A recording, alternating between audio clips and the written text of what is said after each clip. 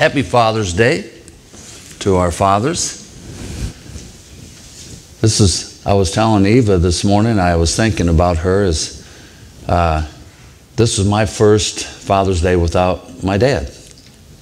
And so that was kind of a different thing. My dad passed just a couple months ago. And so for 64 years, I had him around, and now I don't.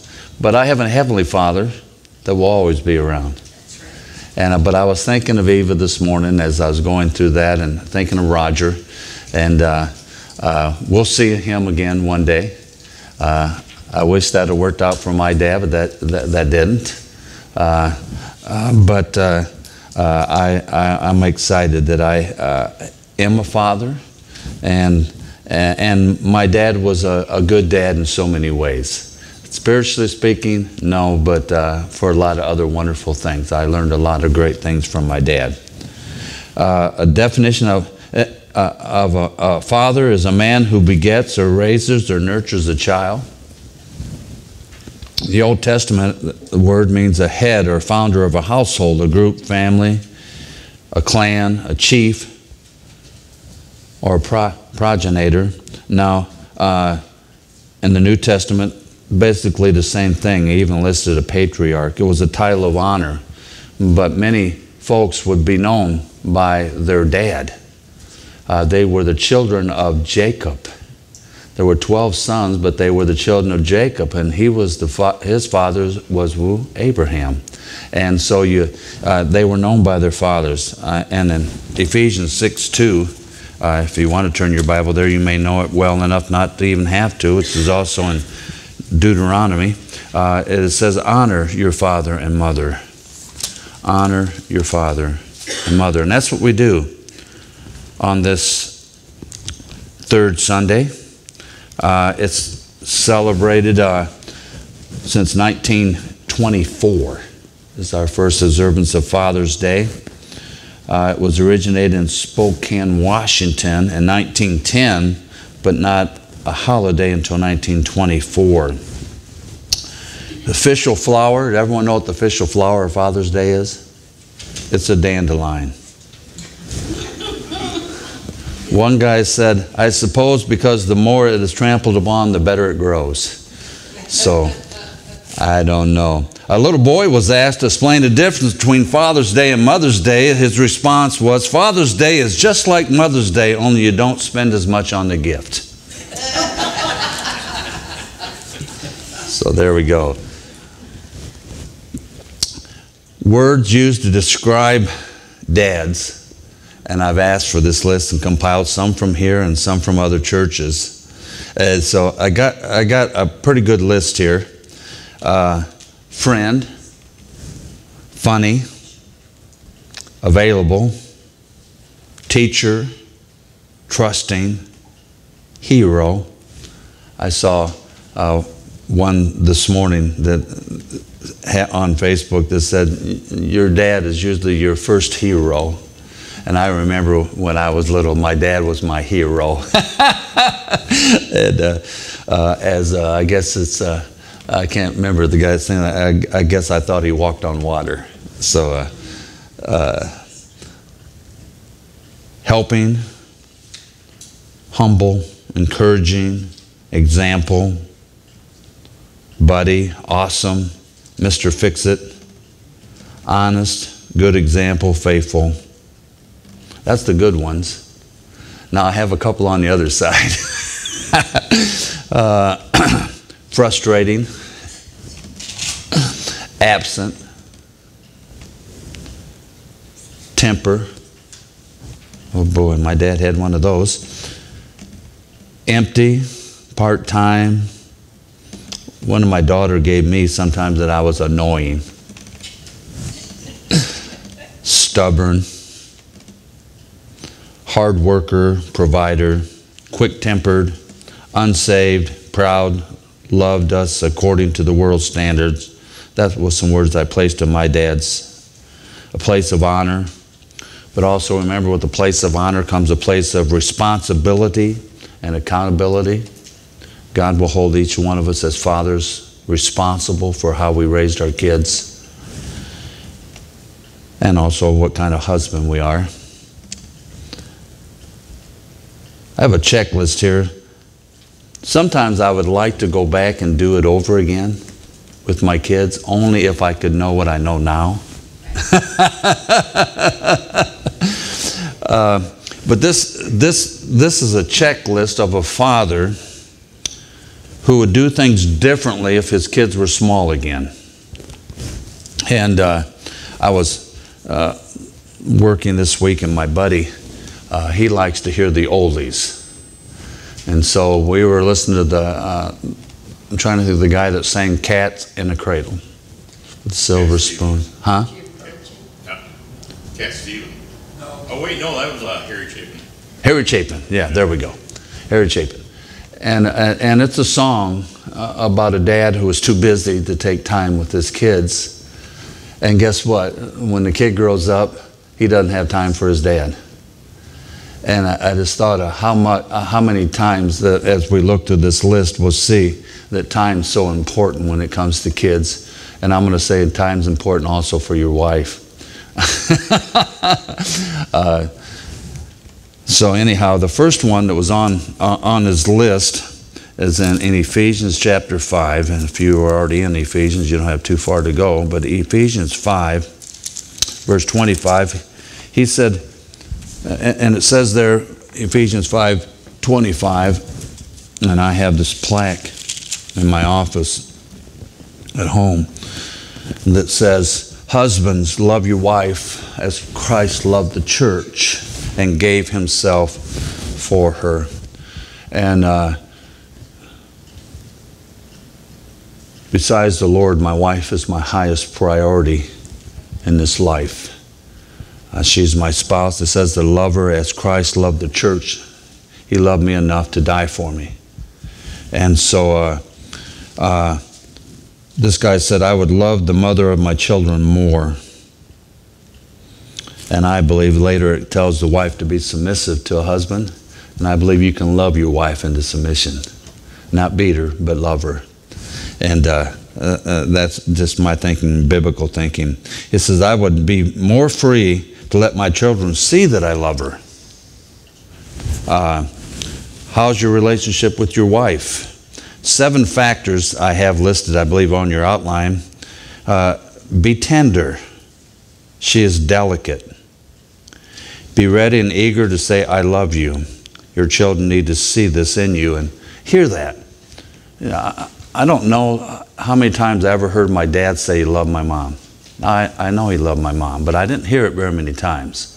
If you're around my family, you hear me say that a lot. Tell my wife that I love her.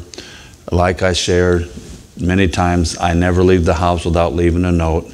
Tell my wife I love her, kind of what I'm going to be doing. And at the end, I always put love you bunches and X's and O's. Because you know what? I don't know when if I'm going to come home. I don't know. I might not. God has my date on the calendar, but I want her to know. And I want my kids to know. And so my kids always saw that note. And number 2, be courteous, gracious, and kind.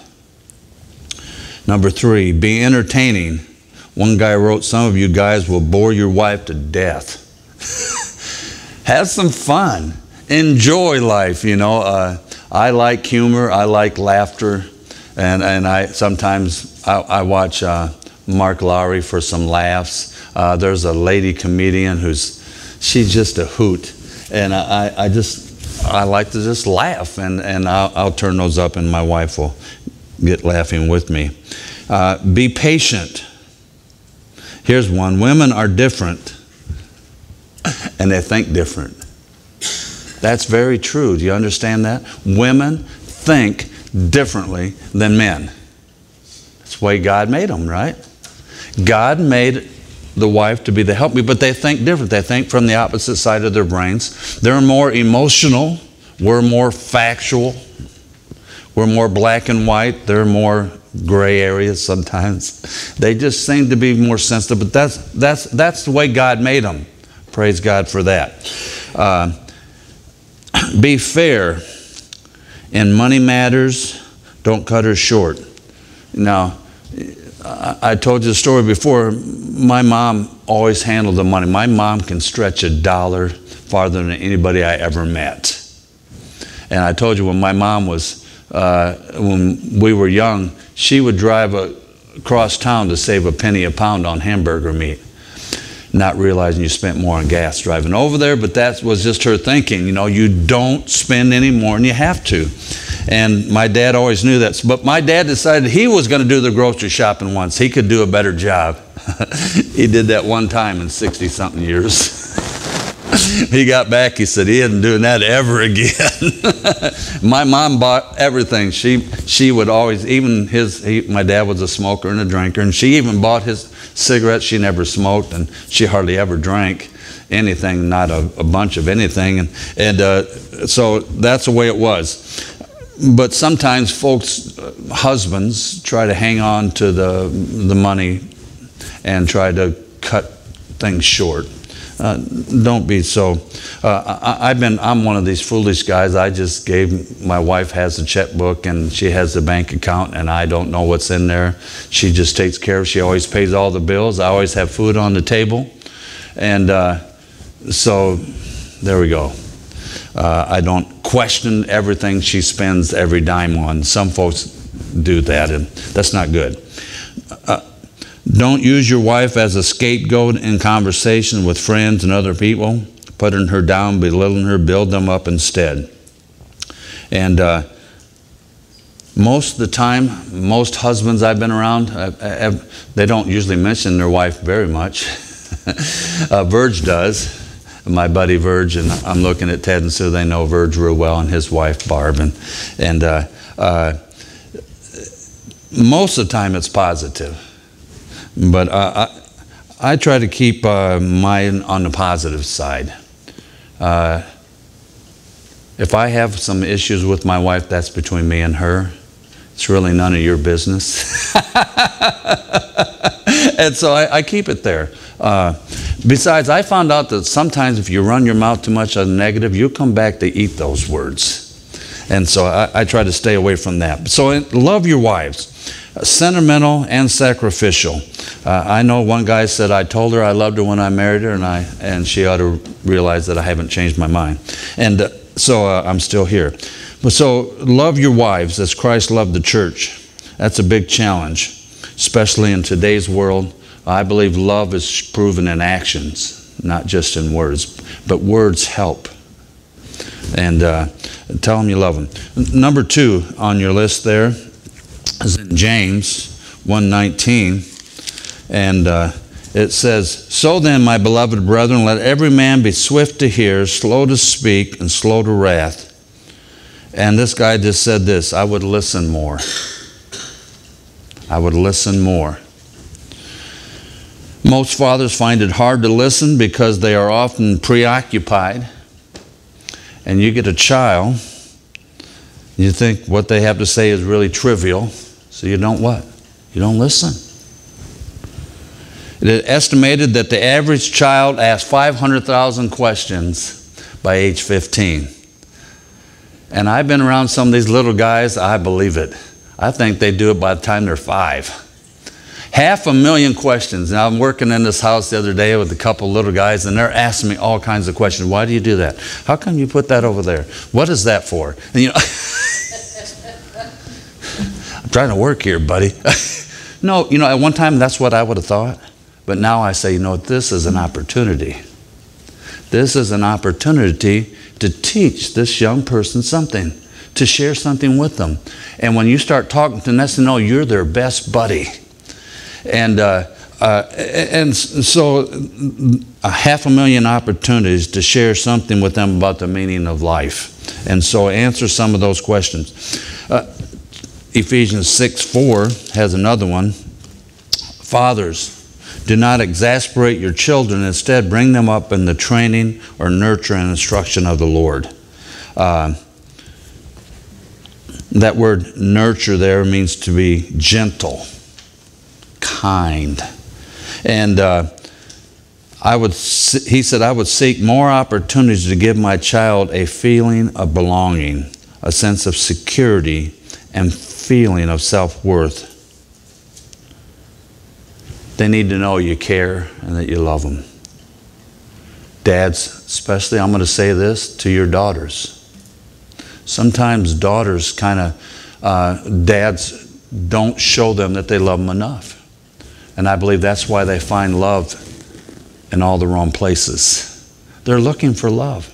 Kids are looking for love. Kids get involved in gangs because they can be accepted and loved.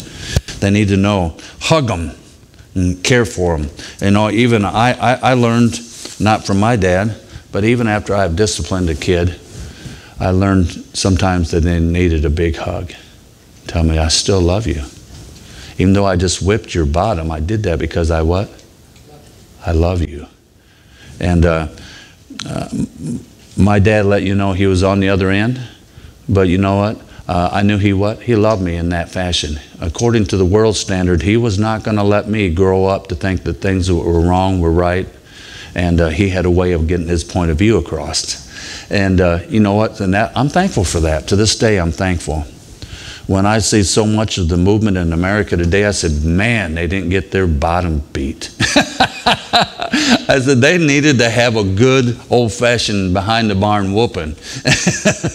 And you think a little different. You have a little more respect for things. And that's my personal opinion. And the number 4 is in Proverbs 27:2. It says, let another praise you. Then Psalm 31:8 says, rejoice in the Lord, all ye righteous, for praise is befitting to the upright. And this father said, I would express words of appreciation and praise more. Many children are reprimanded for making mistakes, but seldom hear words of commendation and encouragement when the job is done well. Not be perfect, right? But say, good job. I even tell my dogs that when they do what they're supposed to do. You know, I don't have kids now, but I have dogs. And when they go potty outside like they're supposed to, I say, good job. And now when they don't go potty in the house, I'm not afraid to tell them that they have done wrong. And then they can tell by the tone of your voice. They're not, you know, and you can see the dogs, some of them, when their tail gets tucked between their legs. It makes me, just like my daughters do, it makes me feel sorry for them. But then, you know, you still got to do what you got to do. But I found it easier to tell kids that they were doing a bad job than what's doing a good job. I don't know why I got that, but it was just the way it was. And it was really, I just wouldn't tell them when they did a good job. I kind of expected it, right? But it's kind of nice when they did what they were supposed to do. I do that with my wife. I said, man, that was a great meal. She said, well, just something simple. I said, it was still great. Thank you for cooking me a meal. And in today's world, you know, we eat out a lot. And so when I get a great meal, when she bought me this new suit for Father's Day, and I tell her thanks so much. Verbally express your acceptance and unconditional love. Even when my kids did wrong, I still want them to know that I still loved them. And I did things to try to do that. After I got saved, I learned those values. My dad wasn't quite the same way.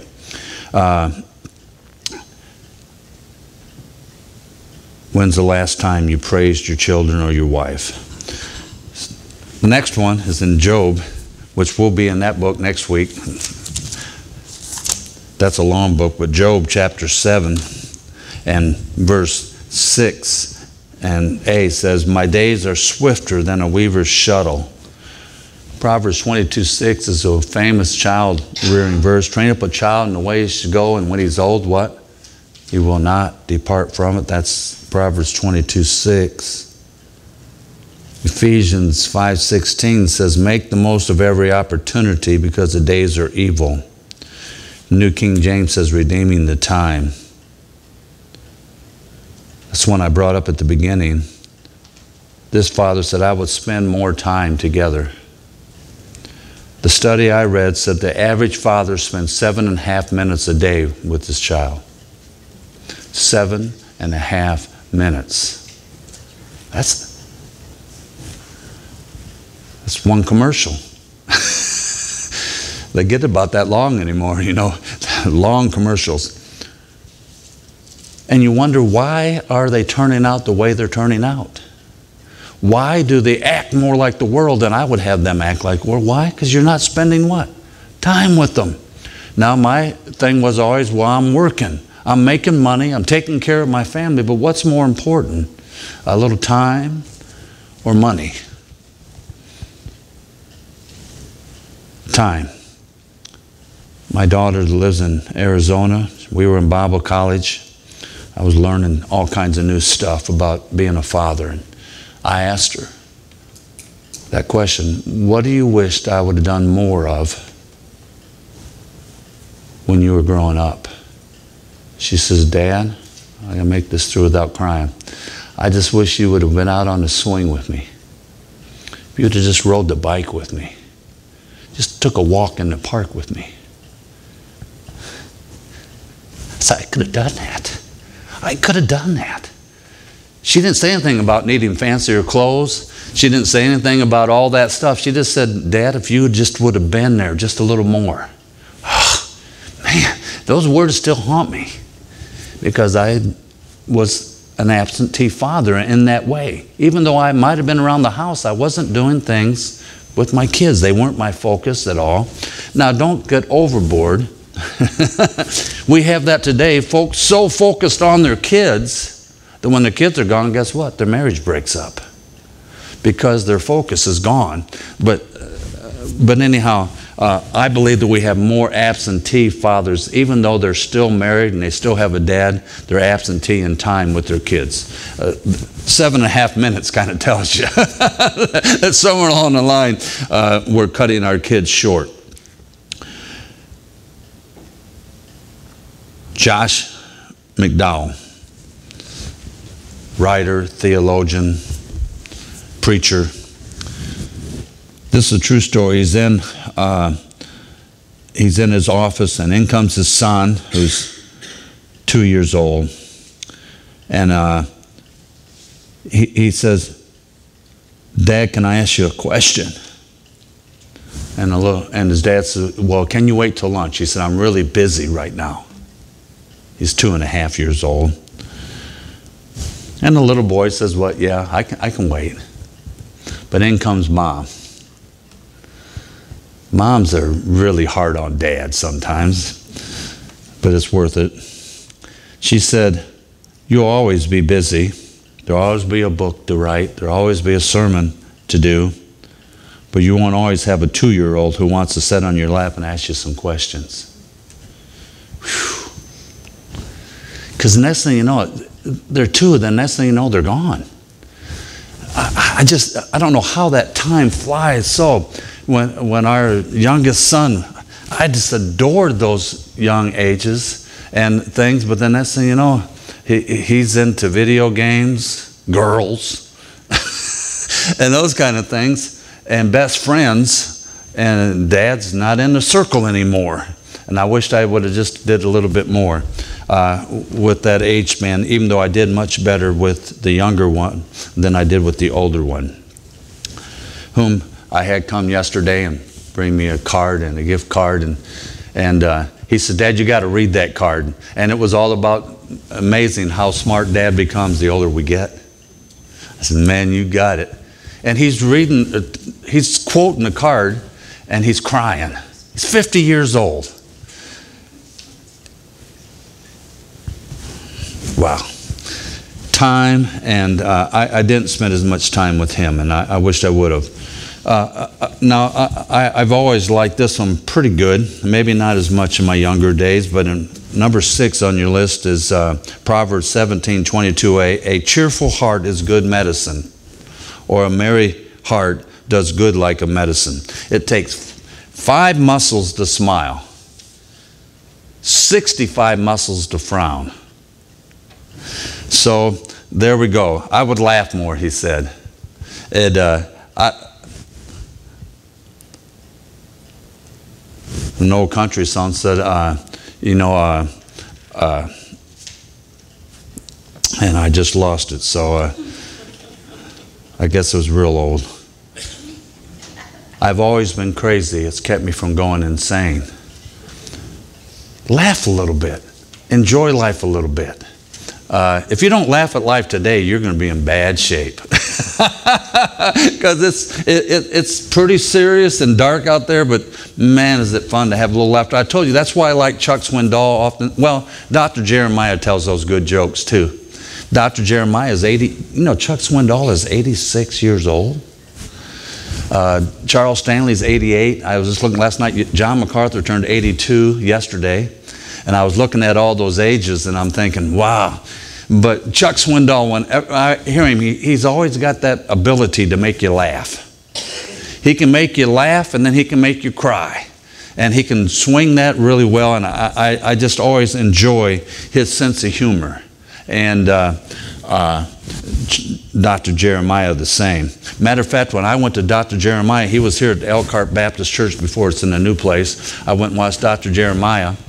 And two things, his dedication to his son. His son played quarterback at LA Tech College down in Louisiana. He's now he's in the market of hiring professional football players. But he said, folks, I'm leaving here tomorrow afternoon 1 hour short of what you were supposed to get because my son's playing football and I'm going down there to watch him. He says, number two, he says, when we hire someone on our staff, we take them out to eat and we have a good time together and we tell some jokes. If they don't laugh, we don't hire them. Life is just, and when I was in Bible college, we had a couple that had about, I don't know, 3 or 4 kids. They didn't believe laughter had any part in the church. I said, man, how much fun is that? I thought we were supposed to have, and I mean, they were serious. Matter of fact, they left Bible college because we were not serious enough, and we laughed. You know, hey, when I looked at some of those papers, I did nothing but laugh because I knew I'd messed up, and it was good. Laughter, be enthusiastic about life. A thing that was kind of missing, I hardly ever saw my dad laugh much when I was a kid, but mine won't say that. Matter of fact, even my dogs know when I laugh, they come running to see what's going on. So there we go. Joshua 1:8, number 7. Here's the part that was missing in my family, and I wish there would have been more of a part. Joshua 1:8, and I will turn there, and it's an important verse. It says in Joshua 1:8, this book of the law shall not depart from your mouth, but you shall meditate in it day and night, that you may observe to do according to all that is written in it, for then you will make your way prosperous, and then you will have good success. This father said, I would spend more time in Bible study and prayer. Says in James, the effective fervent prayer of a righteous man availeth much. Now I know a lot of men, important men, who point back to their mother being in Bible study and prayer. Now I'm going to tell you one man who admired his dad. 2 men. Dr. Dobson. Dr. Dobson used to follow his dad around and take notes. He admired his dad. His dad was a very godly man. John MacArthur's same way. He's a 3rd generation preacher. His dad had great influence on him, studying the Bible, praying, seeing him study the Bible and seeing him praying, joining him in Bible study and praying. And this was this guy. What greater thing could there be for a child than to see his father consistently reading the Word and praying to the Father in heaven? And if I could do that more, I wish I'd have done that more myself. I had my kids in Sunday school, all those things, but I wish I'd have spent more time. I used to do their devotions and things with them, but I wish I would have spent more time in the Word and in prayer with them, making them feel like they're a part of the ministry, just not someone that is married to a preacher. But we all learn. That's why I said if I could go back and know the things I know now, I would do that again. But God gave us 2 chances. We had our older family and our younger family. And I'm going to tell you the truth, I'm not ready for a 3rd one. I don't think I have it in me. But I thank God for the opportunity to have influence, because when I got a card from Divinity yesterday, and on the front of it was Mr. Fix-It. She said you could fix anything from a flat tire to a bad day. And I just thought that just blessed my heart. And she's the one that told me that I could be annoying. That's all right. I said, so are you. You can be more than annoying. That's all right. I can laugh at that and enjoy that. She's just telling me what was on her heart. That's fine. I don't have any problem with that after I whooped her.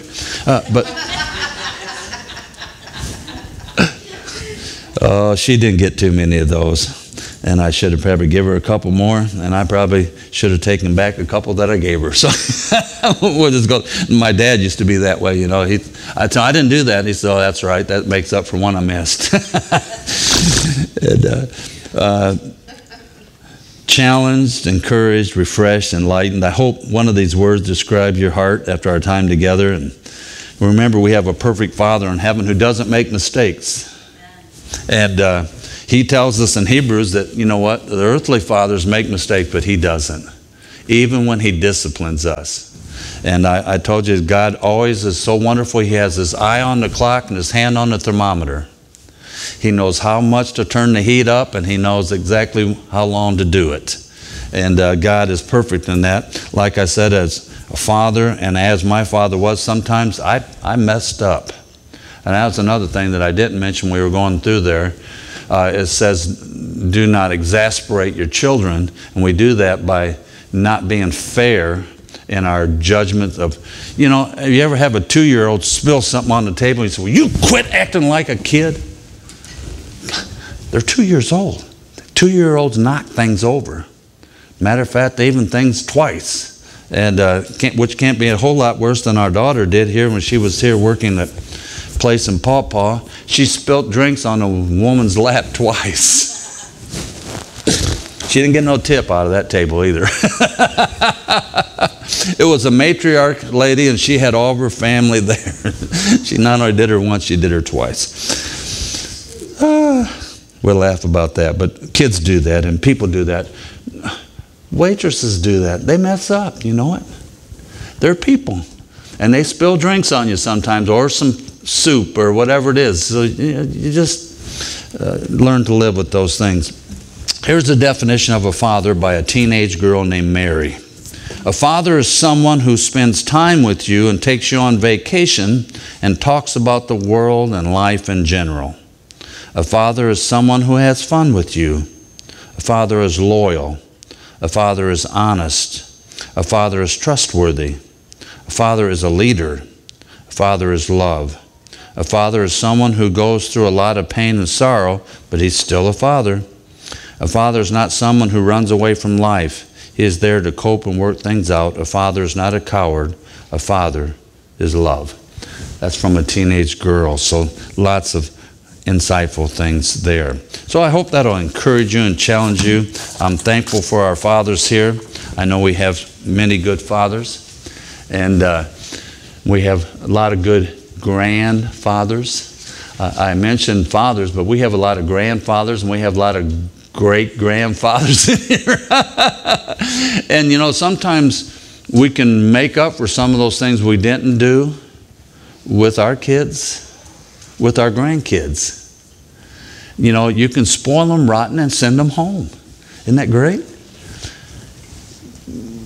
But I know grandparents here that spend time going to ball games, to spend time going to graduation parties. You know, my dad never once attended a ball game, My dad never once attended an award ceremony. My dad never once did any of those things. And I always think it's neat when I see dads not only do it, but grandparents do it. And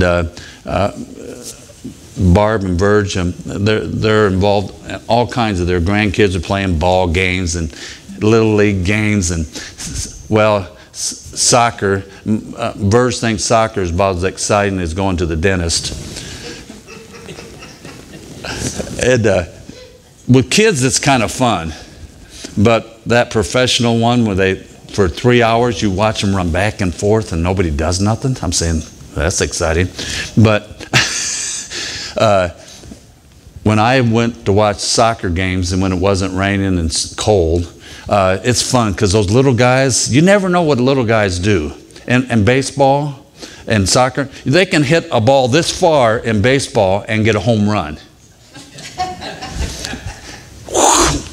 And either they won't stop or they don't know to stop, or but anyhow, you know, one kid throws the ball, the other guy that's gone over here and over here, and this kid's got a home run. Or the next kid, he won't swing at the ball. He's scared to death of that ball coming in. He won't swing. Soccer, you know, the coach will tell him, now you play this position, you play this position, but when that ball came, all those kids were in one spot. One kid falls over, they all fall over. It was so fun to watch those. Now, I'm not much into soccer. I don't know much about the game.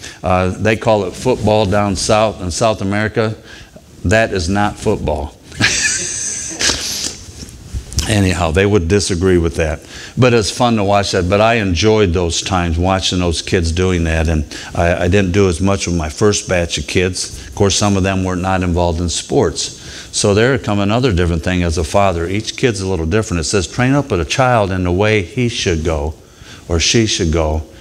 That word means that each child has a bent. And you find out what it is. Some kids like sports. Some kids do not like sports. So find out what it is and enjoy that with them. And that was some of my learning experiences as I grew up.